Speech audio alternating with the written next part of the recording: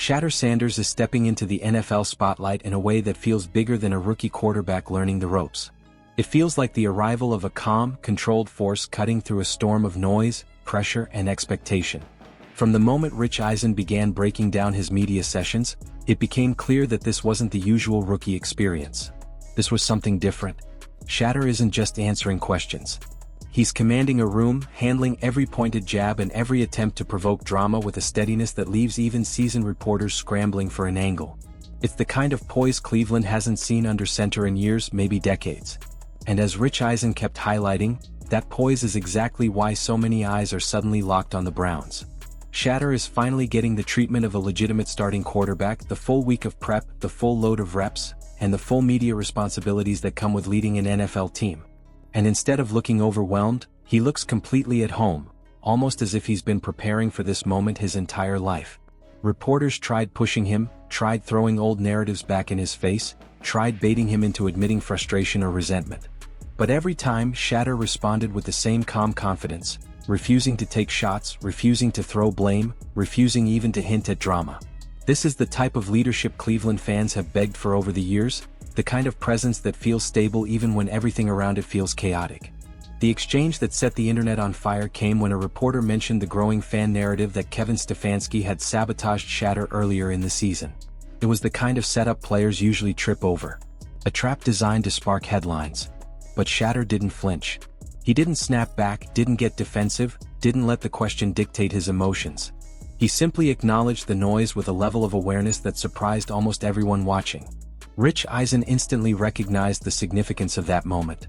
Shadur had exposed exactly how the media operates, especially in Cleveland, where stirring drama has practically become a sport. He showed he understands the environment he's in, that he knows when someone is trying to spin a narrative, and that he won't allow his own words to fuel that fire. Rich's reaction said it all. How do you not love that kid?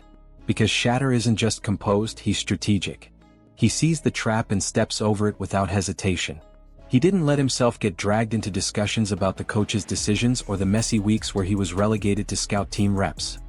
He didn't bring up frustration, didn't hint at disrespect, didn't reopen the door to old issues Stefanski created. Instead, he answered like a quarterback who understands the bigger picture. It showed a maturity that doesn't just exceed expectations for a rookie, it surpasses what many veterans bring to the table. Rich then broke down the reality that many people twist Shadur depending on what they want to believe. If they dislike him, they nitpick every tiny detail as a flaw. If they're rooting for him, they hold up every calm answer as a sign of greatness. But the truth is somewhere simpler. Shadur is behaving exactly how a leader should. He refuses to point fingers. He refuses to be dramatic.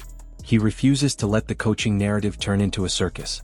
Even when he had every reason to feel slighted by Stefanski's early hesitation, every reason to feel frustrated by being underestimated, he stayed professional. He could have reminded everyone that the staff didn't believe in him at first, that they kept pulling him out of key moments, that they treated him like a project instead of a quarterback ready to compete.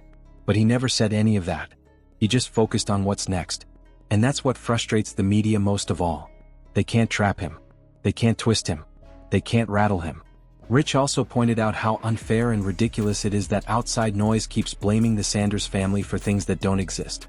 Speculation that Deion Sanders is somehow pulling strings, manipulating the Browns, or hovering behind the scenes like some shadowy force doesn't just underestimate Shadur, it disrespects his work. The idea that his family is sabotaging coaches or creating drama is pure fantasy. Shadur isn't surrounded by distractions. He isn't involved in off-field nonsense. All he's doing is showing up, preparing, and performing like a quarterback who wants to earn everything himself. The fact that people constantly try to paint him as privileged or coddled reveals more about their biases than about who he really is. Then comes the uncomfortable truth. Part of the doubt surrounding Shadur came from his last name. Some believed he was only successful because of his father. Some insisted he wouldn't survive the NFL without Deion beside him.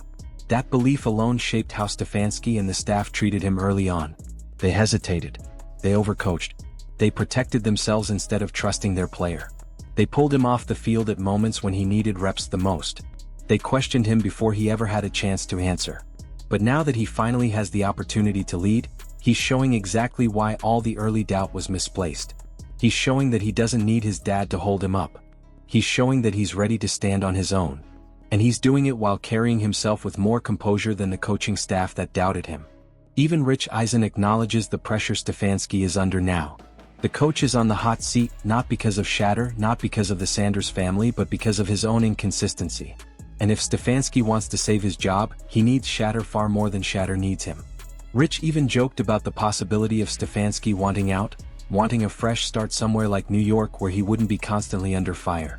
But that only highlights how much chaos surrounds the Browns organization. And through all of that chaos, one player stands calm in the center.